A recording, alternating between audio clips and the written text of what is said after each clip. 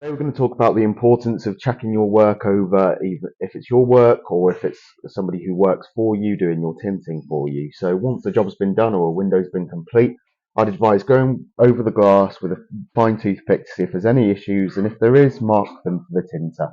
So for instance, this window's been done by one of our installers, just to show you guys, and I can see an issue already. So what I'm going to do is I'm going to pop a piece of tape just by the side of it, so my tinter knows that there's something there I'm not happy with and that it needs to be looked over. Whether it needs to be replaced or if it needs to be chiselled out or if it's anything like a piece of contamination or anything like that.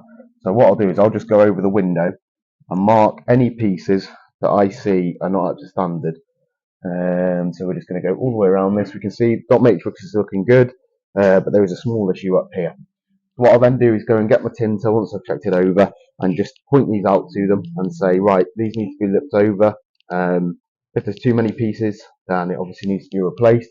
But if it's something little, like maybe a tiny piece of contamination, that all it needs is a bit of a chisel, then it should be something that they should just be able to remove. Another benefit of doing this is if you're working on your own and you haven't got somebody to point out the marks for you, you can simply just put the tape on, go onto the inside of the vehicle, and you can see where that mark is now, and you can chisel out whatever needs to be chiseled out.